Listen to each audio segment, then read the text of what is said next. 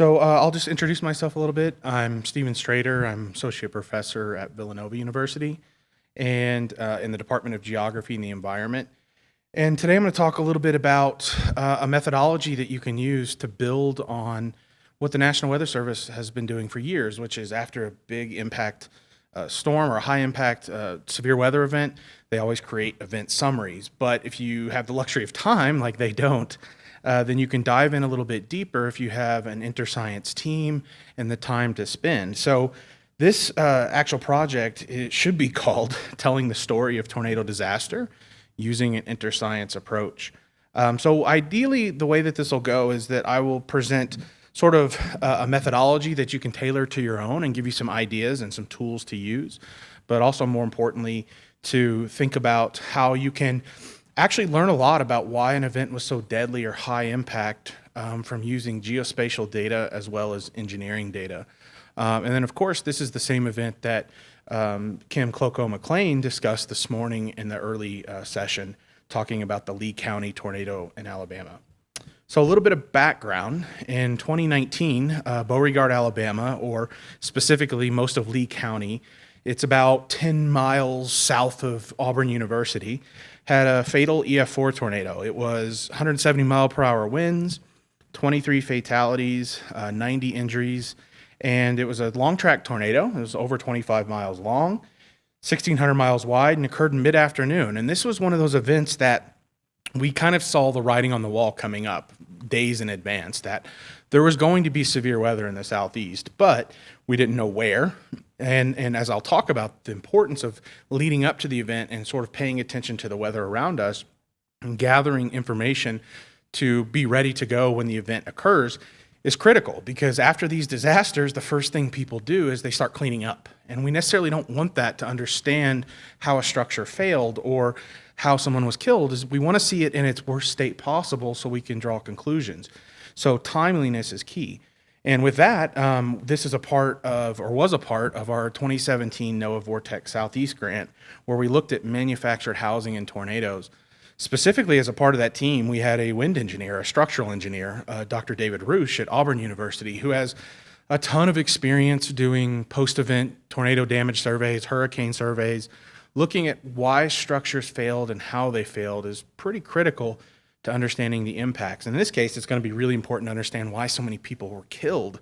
As Kim said this morning, this was the deadliest tornado since 2011. So why was this event so deadly? And turns out you could figure that out pretty easily if you went into the engineering data and as well as the GIS data. So the particular goals for this project in general were to create a methodology or a way to get near real-time assessment of disaster potential, in this case, tornado disaster potential. Can you very quickly, using meteorological data, to turn it into, okay, how bad will this be? How high impact might this be? And to do that, we applied meteorology, geography, and engineering techniques, particularly field techniques as well as remote techniques using geographic information systems, or GIS. And the questions that we had were, why was this event so deadly, and how do we actually develop a methodology for doing this more often? This comes with partnering with the National Weather Service, of especially the CWAs and the WFOs of the impacted areas. But we can help them out and supplement a lot of their analysis, and that's what we've learned that we can do. So we wanted to develop this methodology to look at how disaster unfolded at very fine spatial scale.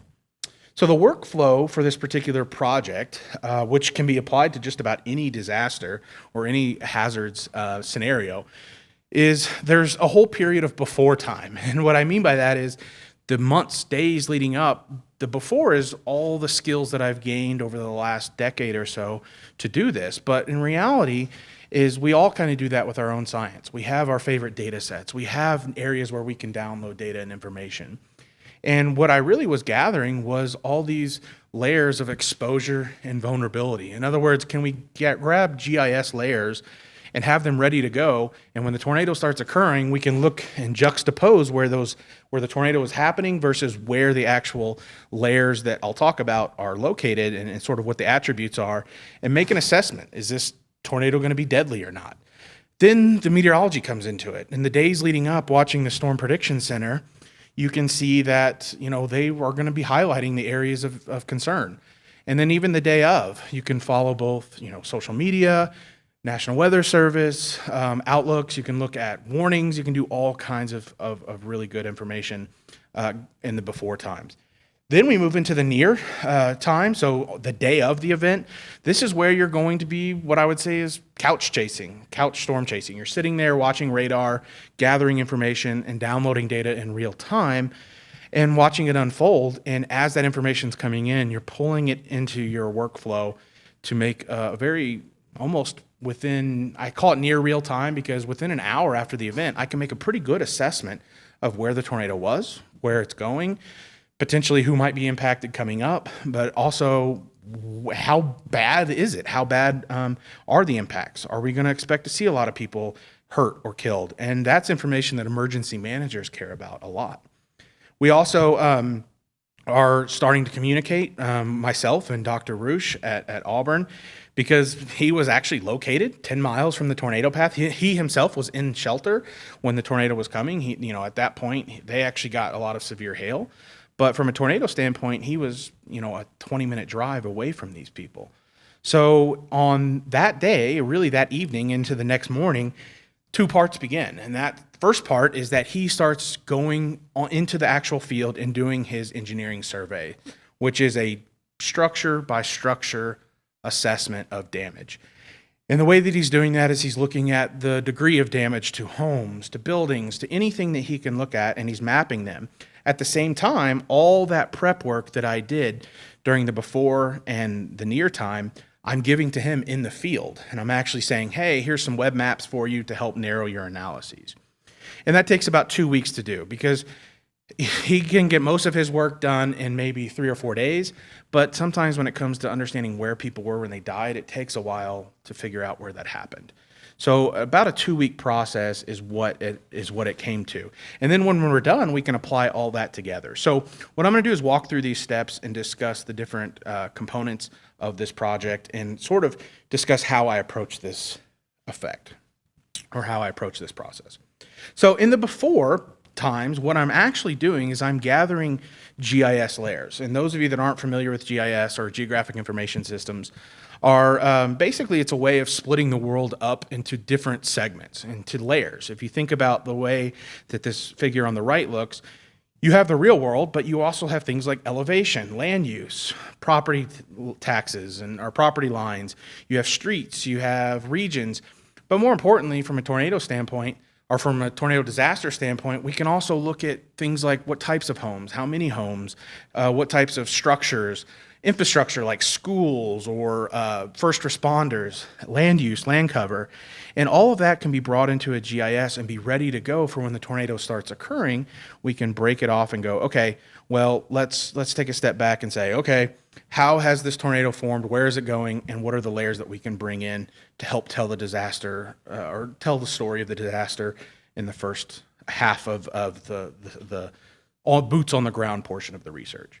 So some of the data sets that might be useful to you, and you can Google search all these. Most of these data sets, all of them except for the manufactured housing locations, are all publicly available. And they're all very friendly. Most of them can be plotted in any GIS software, as I'll illustrate.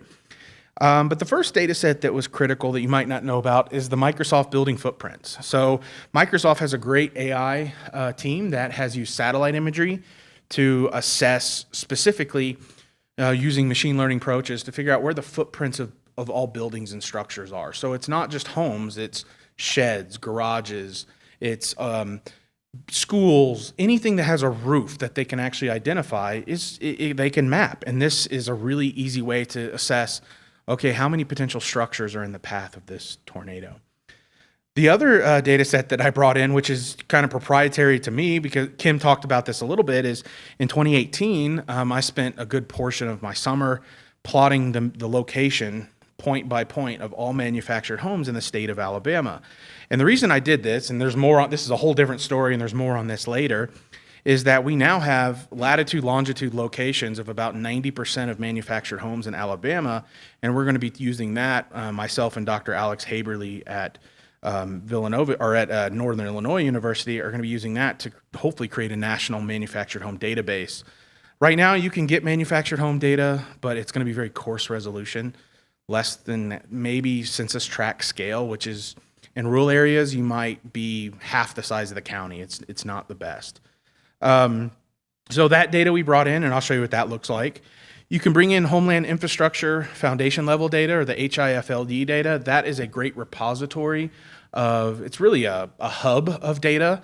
You can get things from power generation facilities to roads to first responder locations to schools, even things like airports. All that critical infrastructure is used in a homeland security fashion, but also you can use it in a hazards format. And it's all very usable, both in geographic type data, so like shape files and rasters, but also table data. So if you're a social scientist, there's actually really good information. So for instance, it'll tell you that it's a school, but it'll also tell you what's the school's name. Is it a private? Is it a public school? How many students attended it? What is its, retention? It has all that information, and it's a great place to explore that critical infrastructure. Then there's the National Land Cover Database, or the NLCD. This NLCD data tells us what the land is made of, if it's developed land, cropland, forest. This gives us a sense of what type of structures might be damaged, but also what type of vegetation might be damaged. For instance, if you're approaching a hail event in a similar form, you're going to want to know where your croplands are. You're also going to, and if it's a hurricane, I think of like Hurricane Michael, where it went right through a state forest and had a huge blowdown event that scarred the land, you would be able to determine that from the land use data. And then last but not least, one of the other data sets we brought in was the integrated climate land use scenarios. This data actually tells us where homes are. It's a housing density data set that's 100 meters by 100 meters resolution. And the beauty of that is it tells us whether a home is located in a rural area, an exurban area, or suburban or urban. So all this information can be gathered before the event and be ready to go as a layer to turn on and off. Just like we use in our forecast, just like we use in meteorology where we can turn on and off different layers, we can do the same thing in preparation for this analysis. So what about the meteorological side? Well, this is what it looked like beforehand, and thinking about the forecast leading up to this. So the SPC outlooks here, this is 2 days in advance. The little black dot is the actual location of where the tornado was. And then you can see that they honed in right exactly where these storms were. It was a really well forecast event. In fact, the day of, when they're issuing these mesoscale convective discussions, they nailed the area of greatest concern. And even up to, and this is the image that Dr. Kim Cloko-McLean showed this morning, they even said that this storm that's getting ready, that's forming, it's initiating, is likely going to develop rotation and therefore potentially a strong tornado. And sure enough, it did. And then they actually used experimental guidance along with the warnings that were being issued by the local weather office, National Weather Service office, and said, there is an ongoing strong tornado at this point. It was very evident in the data, as you'll see. So this event was about 12, 13 minutes lead time, which is about the national average. And nobody that we talked to in person that was affected said they didn't get the warning, which is something that is really important. A lot of us keep hearing that we didn't hear the warnings, we didn't get the warnings. Everybody received the warnings, but, and that can be maybe for another discussion of why they didn't act or why they couldn't act down the road. So there's more here to uncover that I don't have time for. All right, so what about the near real-time analysis? So as the event is ongoing, this is a bit like, I think of this as like sort of sitting at, Houston in terms of NASA, where I'm actually watching things in real time. I'm at the desk, almost like sitting at a warning desk if you're a National Weather Service employee. But overall, the idea was I'm following along with a lot of different open windows, and I'm gathering information that I know is going to be useful to the damage survey on the next day when it occurs. The first thing that I'm looking at is Doppler radar. I'm using GR Analyst or GR2 Analyst. I'm using NCEI Amazon S3 services to grab the archived radar data. I'm more or less using live radar data from the GR Analyst and just live feeds, but I'm also gathering the downloaded data so I can bring it into my GIS from like places like the multi-radar, multi-sensor system or the MRMS group. So things like rotation tracks, looking at rainfall, all that stuff is really useful. But don't forget that there's other things that we can grab, like social media data. So for instance, having really well-timed Twitter searches open, like something like using TweetDeck, where you can have multiple searches at once, where you can look for keywords like tornado damage, mobile home, manufactured home, death. You can look for just tornado. This is a really useful way because people tend to take pictures of the event as it's ongoing.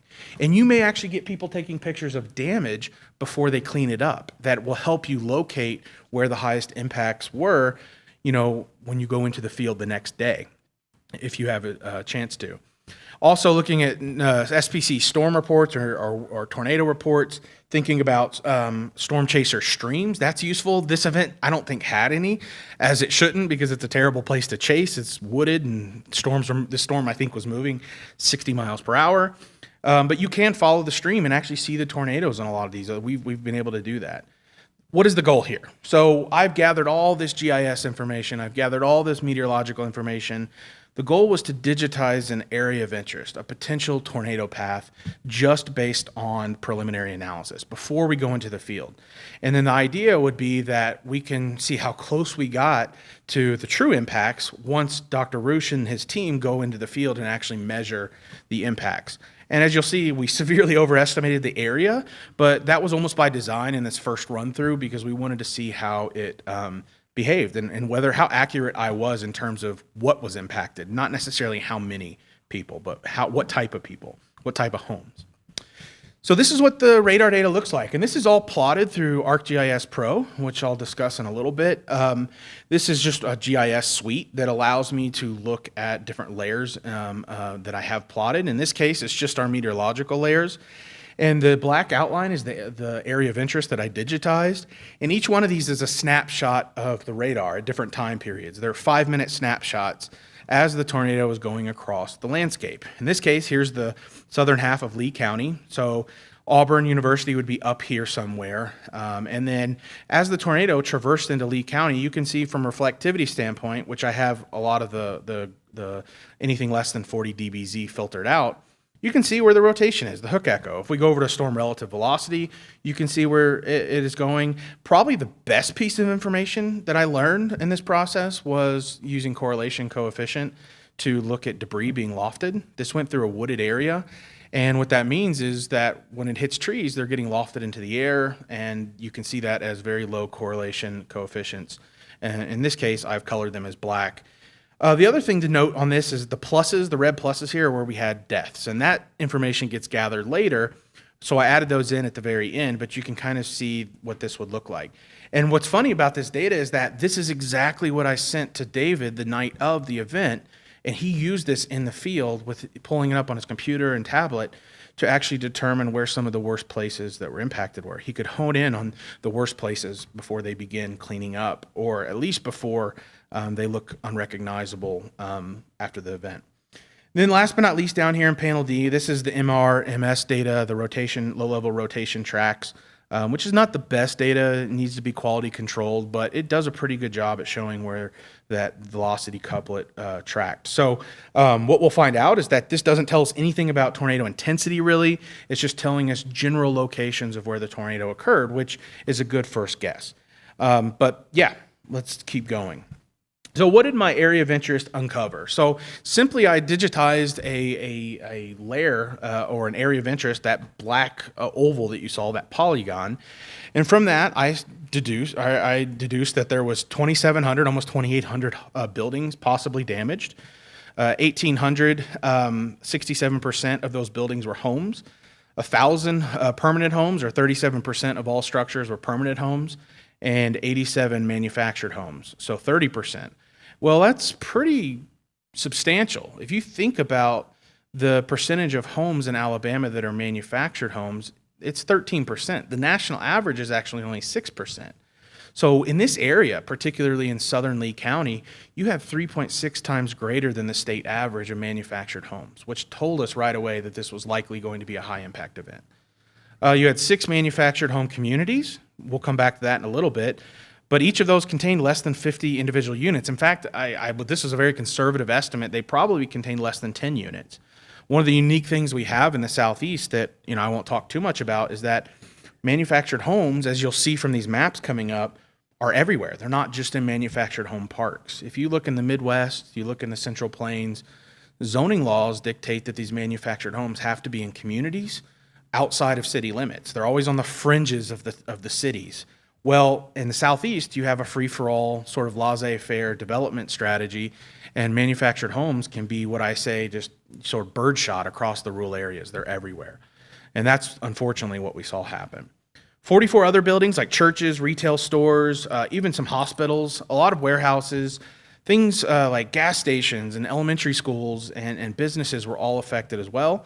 And then thinking about from an energy or transportation standpoint, you had 133 different roads, 2 high-tension power lines, which did receive some damage that took some repairs, and a cell phone tower, which hurts communications as well.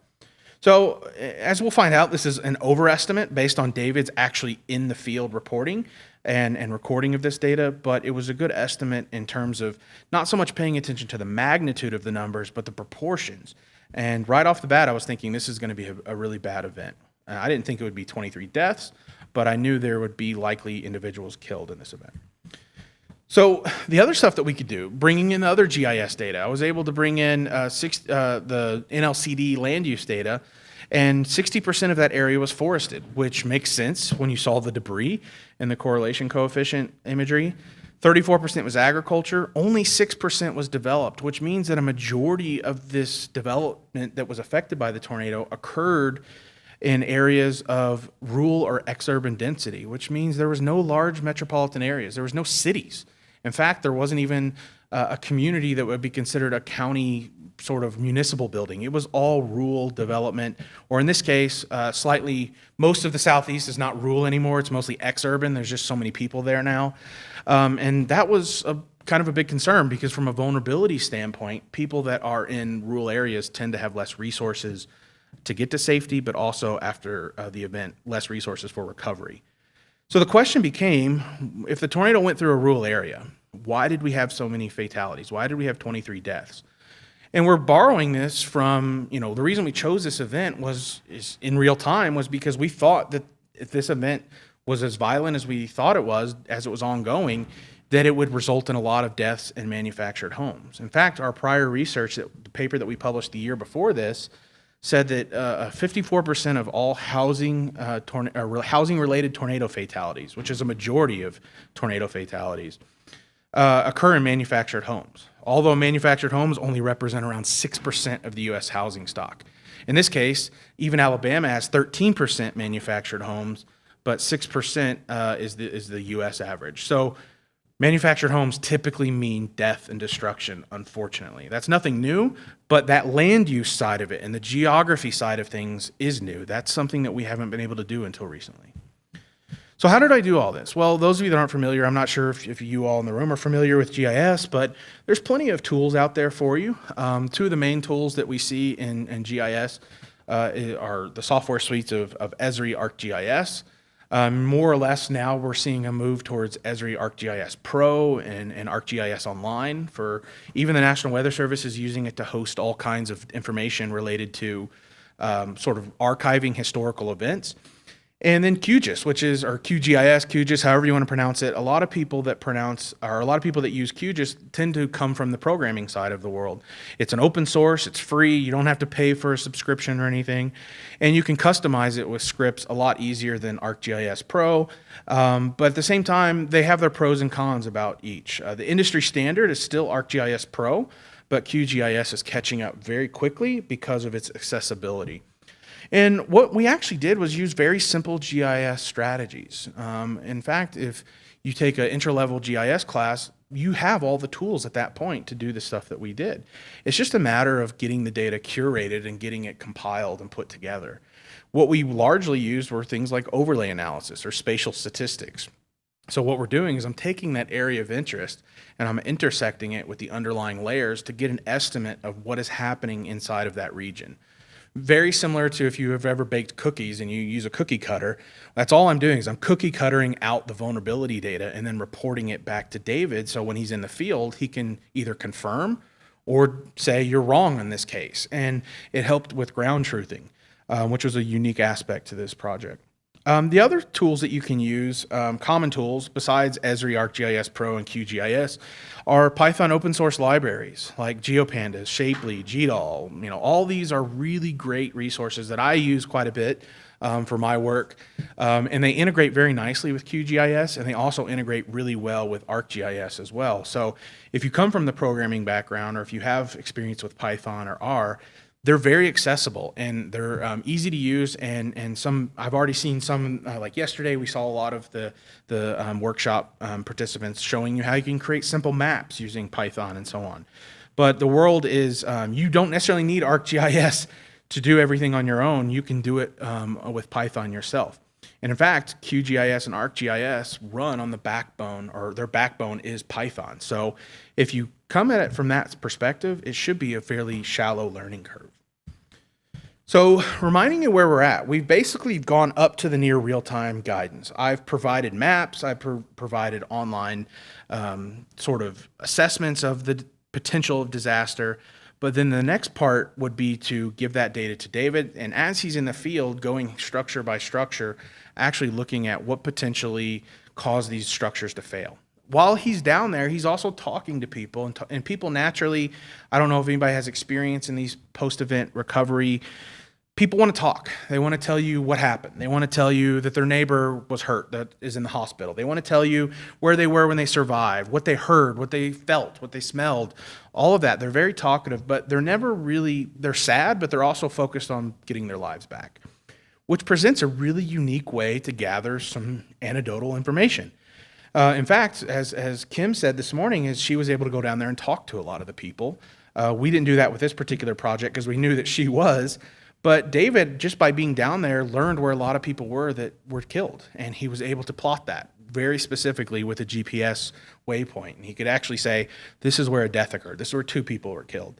Meanwhile, I'm back in Pennsylvania, searching through social media, looking at all kinds of local TV reports and news articles, and what you'll find is they will say, so-and-so and so-and-so died in their manufactured or mobile home at the corner of these 2 streets. And that gives you pretty good locational information of where they were relative to the tornado itself. That information was critical because are these people dying on the outer core of the tornado or the inner core? So I can't stress how important it is to get very accurate spatial data because tornadoes themselves are not very big. It's a very small spatial phenomena. In fact, if you think about the widest tornado on record, it's 2.5 miles wide. If you think about a hail event, that's average. That's not that big. So tornadoes, a lot of times the vulnerability and exposure data that we have in GIS is too coarse for that scale. So you need to have that in-person aspect. So building these relationships were critical. So what can you do with some of this data? And these are the exact maps that I sent David, and I've doctored them up a little bit here and added in the fatality locations. Panel D is what David actually created for me, but I sent him panel A, B, and C. And panel A, what we're looking at is the true tornado path. It's the black outline. It's already much smaller than my area of interest, but also I didn't know my area of interest. I didn't know if the tornado would wobble, if it would occlude, if it would cycle, but he actually captured the edges of the tornado by driving back and forth across the path. And then each one of these white dots represents a permanent home. And the yellow dots are part of the digitized database that I had, where I essentially put yellow dots on a map all summer. And it tells you where the manufactured homes are. And what do you notice? You notice that they're everywhere. It is completely not what you would expect if you weren't familiar with that area. People that live there could tell you, oh yeah, that's pretty normal. Where you drive down the road and you have permanent home, manufactured home, permanent home, manufactured home, manufactured home, permanent home. It's mixed throughout. And you can see that they occur in these little clusters that are a lot of times called family pods, where your mom and dad might have that property, have a mobile home. Then you grow up, you have a family, and you live on the same property in a mobile home, and they become this little communal, and they become pseudo manufactured home parks. But that's not always the case. You see how prevalent they are in this area. Panel B shows just a kernel density or a hotspot map of manufactured homes. I've overlaid the fatalities here so you can see that where there's a bullseye, right in the middle of the path. And it turns out, as we'll look at it, the tornado was its most intense at that point, and it hit a high number of manufactured homes, and that's where a majority of people were killed. And if we zoom into panel C, that's zoomed into that area that we see here in panel B. And you can see where the fatalities occurred. They really occurred in about a 2-mile stretch of the path, maybe 2 to 5 miles, depending on where you were. And none of them were manufactured home parks. None of them were communities. They were all individual homes on isolated plots of land. And if you look at David's map here, which is actually showing you the drone imagery that he was able to capture when he flew over the area and stitch it together, it's a little hard to see here, but we actually have an online applet that we were able to share where we could go into it and say, hey, you can actually zoom in on the imagery and see individual homes and trees and look at tree fall patterns and all kinds of stuff if you wanted to. But you can see that he actually color-coded each dot is a house or a structure that he surveyed, and he gave it the degree of damage indicator in this case, where anything in red is just completely destroyed. And a far majority, in fact, almost every single place where a home or where someone was killed, which is where the crosses are, was a completely destroyed home. So I overestimated with the area of interest quite a bit. So going forward, we've done this a few times now, but going forward, we're going to continue to refine that process. But I asked David after this, I said, was that useful? And he said it was very useful. He said, especially once he got the lay of the land, he knew that as long as he stayed within that area of interest that I digitized, that he was going to be able to find damage. He said that I could have refined it on the ends of the tornado as the tornado began and occluded. But he actually came up with these specific assessments here, which is that there was 380 structures damaged, 174 permanent homes, 49 single-wide manufactured homes, and 105 double-wide manufactured homes. There's 40 barns, sheds, and outbuildings, and there's 12 non-residential buildings. So I severely overestimated this, but I think that's an important part of this paper, an important part of this research, is that the tornado winds actually decay very quickly away from the tornado vortex. This is that old adage when someone says, I don't know how my house didn't have any damage and my neighbor's is completely gone. That's because these tornado winds are decaying in tens of meters outside of the vortex. So literally the difference between 15 meters and either side of the tornado vortex is your home is gone versus your home is got a few shingles missing. So that area of the actual tornadic winds is much, much, much smaller than what it looks like on radar, and that's always a product of how far away the radar is from the area. It's a product of the mesocyclone versus the tornado rotation, etc. Those of you that don't know, this is what a single-wide mobile home looks like, and double-wide is typically stitched. There's two halves that get pushed together, and it's, of course, double-wide. And that became a very critical aspect to this paper. And this is where I just want to introduce a lot of people to this understanding that meteorology, and for the most part, can be about working with interscience teams. And I can't stress how much and how important that's been to me in my career is working with social scientists, engineers, physical scientists, even policymakers. It's extremely critical. And this project is a good way to maybe encourage you to do something like this and reach out to people that have different skill sets than you, because I learned a ton. I probably learned more from this than anybody else, because I learned a lot about engineering that I just didn't have the background for. So it was a very fruitful project. So focusing on manufactured homes, what did David actually find in the field? He found that the median age of buildings from 1980, or the median age of all buildings was 1986, permanent homes was 1984, single-wide was 1994, and double-wide manufactured homes were 1994. We'll come back to why that's important at the end.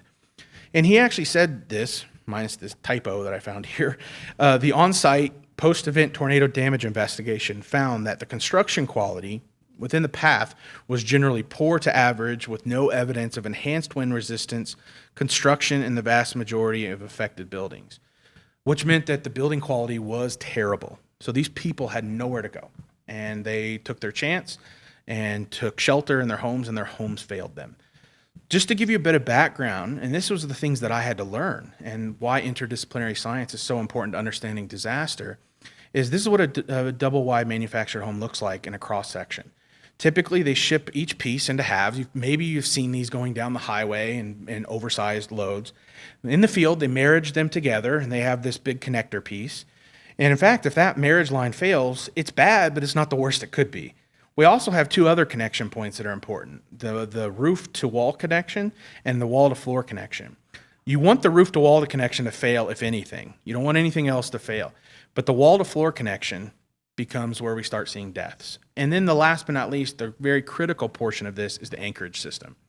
And this is where the story of disaster starts taking place, is that with the anchorage systems that they had there, we're going to find out were completely inadequate, non-existent, or so old and antiquated that they had rusted and just didn't exist. So if you imagine we're in this room, or wherever room you're in if you're on Zoom, and the floor gives out, you have nothing left to protect you. If the roof gives out, you can at least drop to the floor or at least protect yourself somehow. But when the floor lifts and gets thrown, you are a part of that. And unfortunately, that's what we saw happen, is the floors and the anchors failed, and these people in these manufactured homes were thrown and unfortunately died mostly from blunt force trauma. So this is, I hate putting equations on slides. I just put it on here. It's really easy to understand. All this is it's the DODI, which stands for the degree of damage index. And what it does is it rates individual damage intensities on a scale of 1 to 0. 0 being a home didn't have any damage. 1 being a home was completely destroyed. And this rates every single structure that so each one of these points represents a structure that David assessed from an engineering standpoint. So over hundreds and hundreds of homes in a 2-week span, which is no small feat. So if it's a 1, it's completely destroyed. If it's a 0, it's okay. And the way to read this is, right off the bat, the tornado was split into 2 sections. As David was in the field, he saw that the tornado weakened at a certain point. So we divided it into region A and region B. And the way to read these graphs, they're really fun to read, is if you're looking at the tornado and it's moving away from you and you're standing directly behind it and there's a cross section. To the right would be, in this case, as the tornado was moving to the northeast, to the right would be towards the southeast. To the left would be towards the northwest. So we're looking at the 0 line as bisecting the vortex. As you move to the right, as you move to the left, the winds decay very fast. And what we see here is a lot of information plotted, but it's really, really useful, is the color of the lines represent the smoothed or bend DODI for permanent homes, single-wide mobile homes, and double-wide mobile homes. Colors, dark red, means a fatality occurred there, or a death. The shape of the actual dot represents particularly what type of home it was. So if it's a circle, it's a permanent home. If it's a square, it's single-wide. And if it's a diamond, it's a double-wide. And what you can see is all fatalities occurred very, very in the center of the vortex of the tornado. But it dropped off extremely quick. In fact, if you were 600 meters away from the tornado, you maybe didn't have anything but a few shingles missing. But you can see how much the fatalities were at the center of that tornado and how quickly it decays off. And then looking at the bend, so the orange, yellow, and blue lines, you can see how much worse single-wide and double-wide manufactured homes performed relative to permanent homes. It shows us that that is a critical component, which we know. But as I'll discuss at the end of this, the manufactured housing industry tells us that's not happening. There's a whole policy side of things that they actually will argue against that they aren't weak, but they are. Region B, you can see how much weaker the tornado was.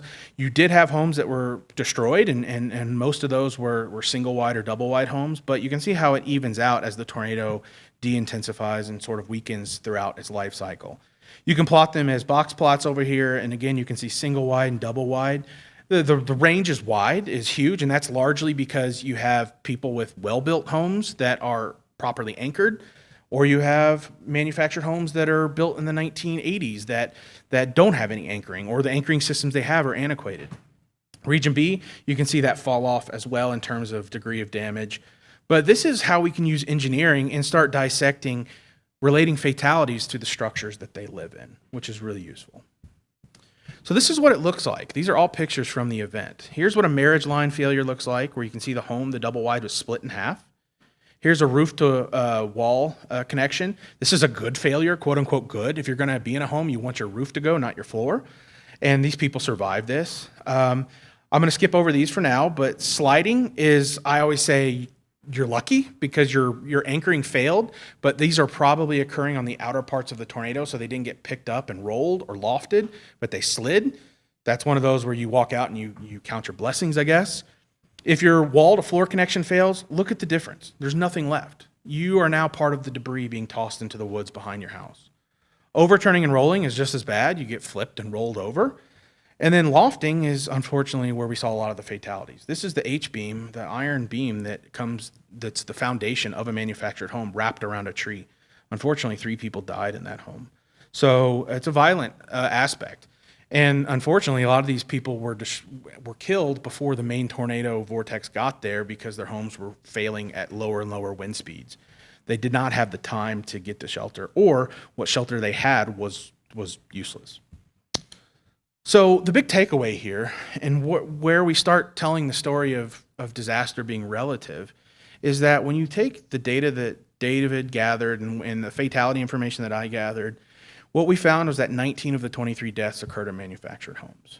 In fact, the 3 deaths, or the 4 deaths that occurred outside of manufactured homes actually weren't permanent homes. Technically they were, but for lack of a better way of saying this, they were sheds. That's how poverty-stricken some of these people were.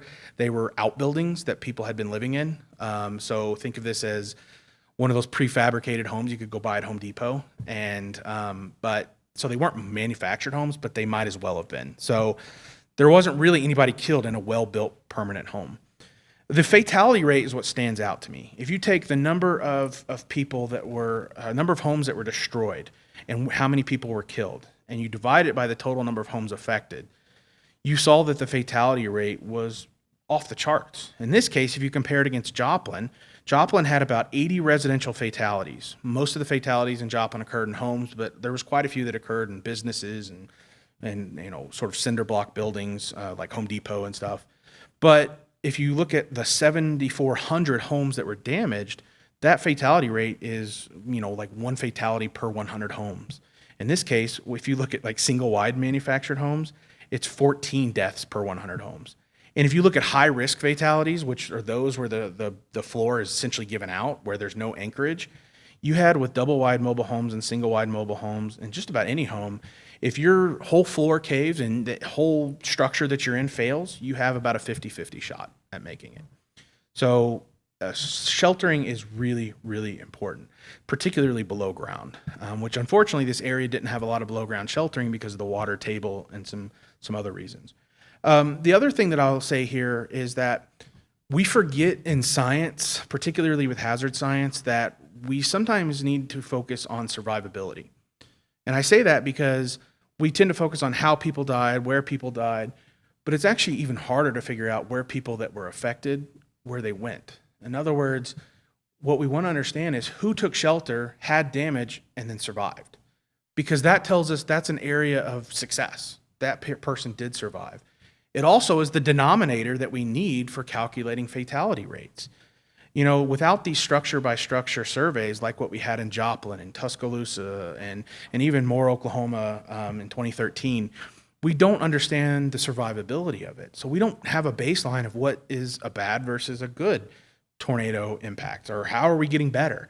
That data is hard to come by, particularly because when a disaster occurs, if your home is destroyed, where are you going to go? You're going to go to friends or families. You're not going to necessarily call up the local authorities and say, I'm over here now. So that information is really hard to get for anybody, let alone researchers. So the survivability statistics are something that I think we need to put more time into, and that's because that's going to help us determine what our successes are. It's also the most challenging. All right, so some conclusions about this project, and then I'll talk about sort of some overall conclusions about this type of research. Tornadoes and manufactured homes just equals death, unfortunately, still to this day. I'll have a story time here in a second, but most of the time when we see fatalities or when we see violent tornadoes in the southeast, I know there's going to be a death, and it's always almost going to be a manufactured home, unfortunately. Near real-time analysis and post-event damage assessments help tell the story. They help tell us why this event was so deadly. Otherwise someone would just look at this and go, it's an EF-4 tornado. They tend to kill people, but why? That's the question. Don't forget about social science. We didn't bring it into this project. We wanted to, and actually others like Dr. Daphne Ledoux, as well as Dr. Kim Cloko-McLean, went and talked to people that were survived this event. And the majority of the people killed in this event were elderly, so 65 plus, retirement age, young, 10 years or younger, or minorities. So we see that coming back to bite us. Those are our vulnerable individuals that we know are more subjected to being killed.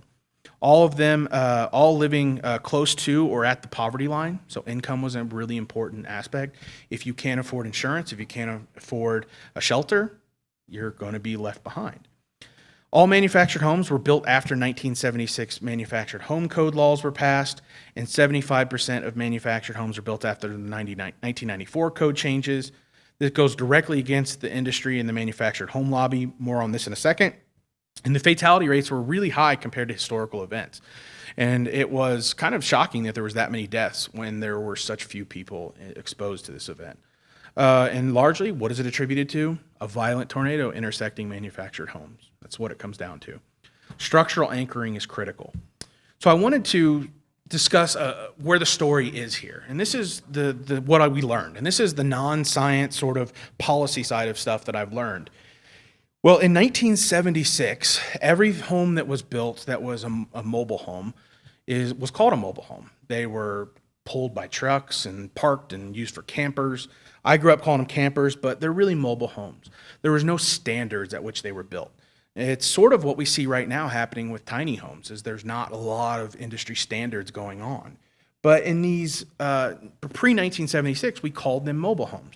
After 1976, they passed some regulations, and the industry decided to start calling them manufactured homes. So if you ever are asked about mobile homes, correct them and say it's manufactured homes. If not, the manufactured home housing lobby will yell at you and say you don't know what you're talking about. It's happened. It happens to me just about every talk I give. There's somebody in the audience that wants to yell at me about that. Well, in 1992, Hurricane Andrew hit Florida. And what happened was Hurricane Andrew, for lack of a better way of describing it, was a 10-mile wide tornado. It was a very windy, it was a small hurricane size-wise, but it packed a huge wind punch. And it destroyed a lot of manufactured homes. And then what they found was that the homes that were destroyed were not anchored properly. So in 1994, the HUD, so the Housing and Urban Development, and FEMA passed this law that said if you're in these wind zones along the coastline, you needed to have certain tie-down requirements for your home that protected your home from being lifted or destroyed by these wind speeds. If you live right along the coast in southern Florida, you're in Zone 3. Zone 2 is a little bit inland, and then Zone 1 is even more inland. But once you're beyond Zone 1, if you think about where tornadoes occur, there are no strong anchoring standards. You only have to resist 70-mile-per-hour winds for your manufactured home, which means if you have a double wide and you put that double wide on a plot of land, legally, you don't need any anchoring. It's heavy enough that it will resist 70-mile-per-hour winds, which, unfortunately, tornadoes are all over 70 miles per hour. Fast forward to looking at where we have manufactured homes and where we have fatal tornadoes. All of these deaths and all of these bullseyes in terms of fatalities with manufactured homes are away from the coastline. So we have antiquated zoning laws.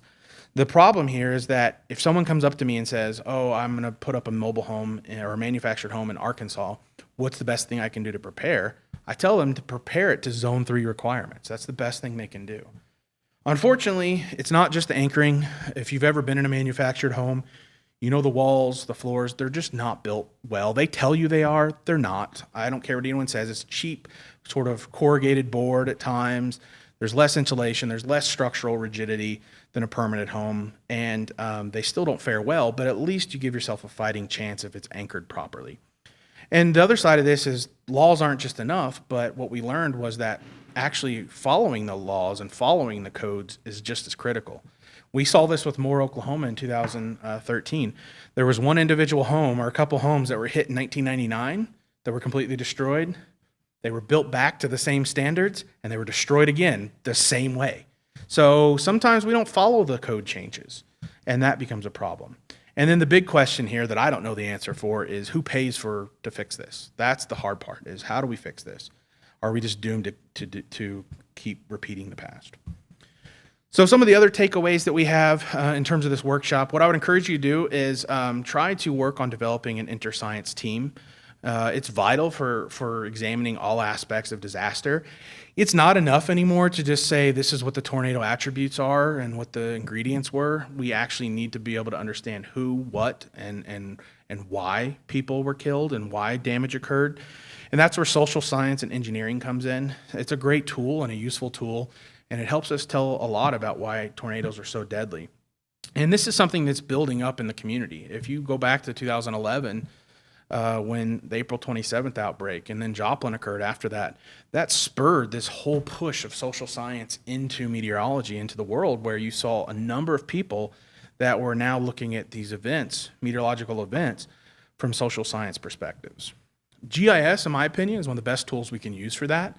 You can employ it in a real-world setting. And in fact, as David's going and capturing data, he's actually using a GIS to put points down on a map and attributes and pictures and archiving everything. And then when he's done, he can actually upload that to the cloud in real time.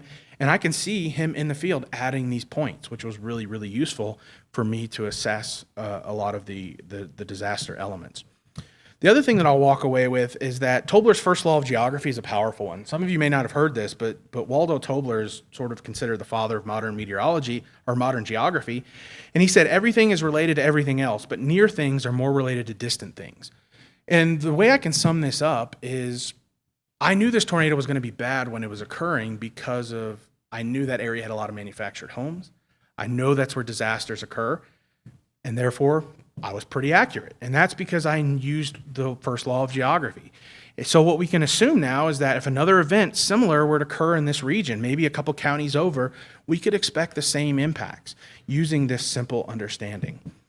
And the last thing I'll say here is that there's no such thing as natural disasters. Disasters only occur when rare events intersect something we care about, like people or protected lands. The other way of saying this is we don't necessarily care about the tornado in the middle of a field. It doesn't get reported. In fact, we've seen a number of videos of farmers continuing to plow their field or plant seeds as the tornado's going across. There's that famous picture of the Illinois tornado where the guy's still mowing his grass, right? But if that same tornado were to go over a populated center, we call it a disaster. And so the only thing that really is controlling disaster is society. So disasters are really a product of society. The hazard event is going to occur with or without people. So we have to be careful in using that language, because when we say things like natural disaster, it makes people go, what can I do? And there's plenty of stuff we can do. All right, so I'm going to leave there with questions and thoughts, and I didn't really prepare an activity. I just thought it'd be more of a discussion and helping everybody with sort of some ideas. If you want to see the paper that we actually published, there's the QR code. I would encourage you to use that link rather than look up the paper, because unfortunately, during the publication process, the copy editor team used the wrong figures, and I tried to get it fixed, and they said I had to perform an erratum. So I kind of compiled them here. And then, of course, if you want to see anything real time when there is events, you can follow me on social media, or my website is useful. So with that, I guess I will stop and see if there's any questions from anybody.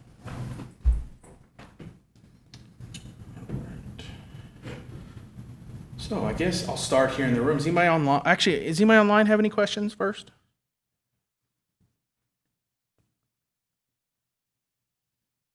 All right. I guess I'll ask you guys. Go for it. So mine's just kind of a general question. Is it normal for like tornadoes to hit that area of Alabama? So I would say that once you start getting closer to the Georgia border, they do get tornadoes, but in my opinion, typically there's a big fall off in terms of, you see most fatal tornadoes in Mississippi and Alabama. Georgia's right behind it, but I have yet to see that many fatal tornadoes that are that violent that far south and east, but they do happen. I think if you give climatology a long enough time, everything will fill in, and it's not unheard of. What's really unique about that area is it's right in the heart of the Black Belt. So what the Black Belt is the prehistoric ocean used to be right there, and then as the oceans retreated, it left behind very fertile land, which unfortunately became essentially cotton farms and stuff where slavery was there. And then when slavery was ended, people stayed there. So you have a huge disparity between the Black Belt region and north of that, between predominantly white, predominantly Black African American. And that affects poverty, it affects public assistance, it affects all kinds of stuff that is helping with not only recovery from these events, but preparation. So that's where the social science comes in. Yeah. So you mentioned codes and you're building, I would assume, for new structures. What about the existing structures? And you mentioned they're in poverty. Are they just grandfathered in and ignored, or? So right now there's nothing. There's a lot of nonprofit groups out there that are trying to help people like this, but it's grassroots efforts. There's not a lot. So how do you fix this? Well, one, we can implement better codes for future homes, but there's so many that exist, as you just said. Well, so now we need to have retrofitting processes, but we don't even inspect these homes. That's the other side. Someone doesn't know. They assume that once they build their manufactured home, I guess if you take a big step back, here's how it works. The manufactured home industry builds the home, ships it to a wholesaler, like a car dealer. You go there, and then it's the wholesaler's job to work with an installer to make sure that your home gets put properly, sited, proper anchored system, and more importantly, make sure that they test the soil to get the proper anchoring, and then they ship it there, and that's all part of your sort of like, almost like when you go buy a car, your protection plan. It's there to help you get your home properly in the right spot. Unfortunately, they use that to adjust the price. So it becomes a negotiation tactic where someone's like, you can have this system, but it's going to cost you $1,000 more. But what they don't tell them is how cheap it is on the mortgage, which is pennies on the dollar. Then the other side of that is they tell them that they're getting the latest and greatest thing. And we're finding out, and I didn't talk about this, that they're selling them something called a pan system. When it's in the ground, you see these big beams underneath the mobile home, and it looks like it's a concrete pillar, but it's only about that deep, and it's a pan. So when the mobile home gets rolled, it just sits on top like a pizza box. But when you look at it, the people go, oh, I feel so good, I have an anchoring system. It's not sufficient enough. It really only protects against the rocking. It doesn't protect against uplift and toss. So what do? Well, I think that if you start mentioning tax down there, no one can win on that that platform.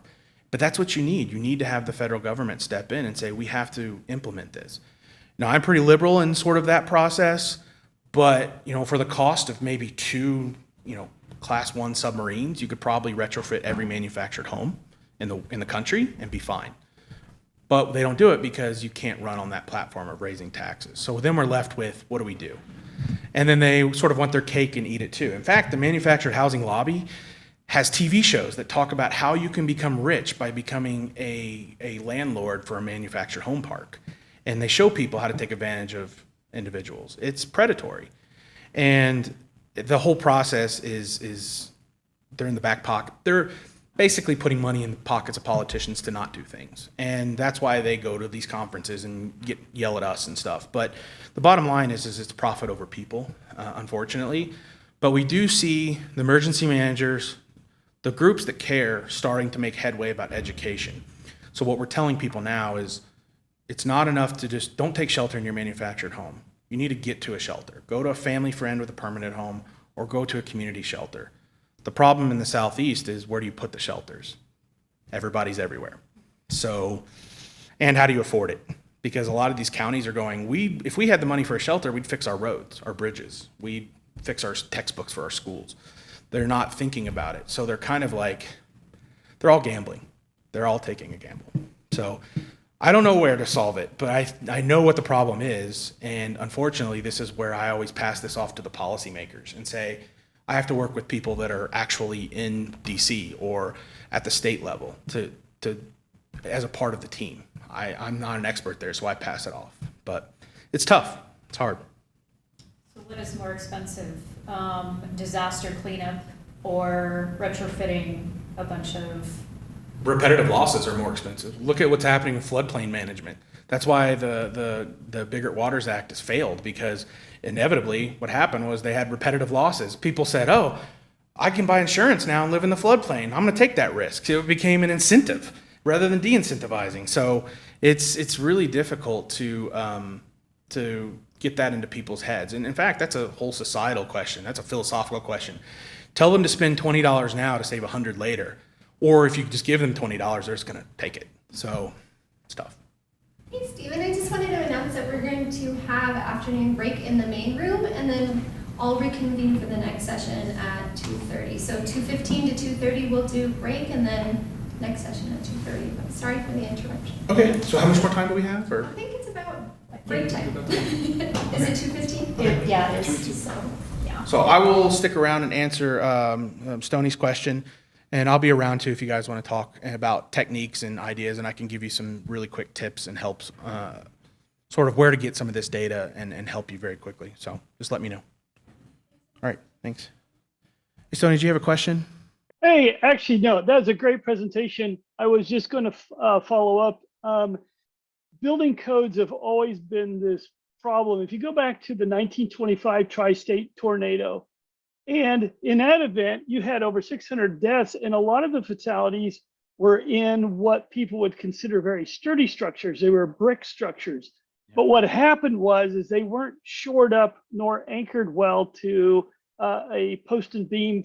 So tornado hit, damaged some of the wall, and then the rest of the wall collapsed in on people, and the weight crush. It seems like it's a never-ending chase to get the building industry to do the right thing when it comes to weather.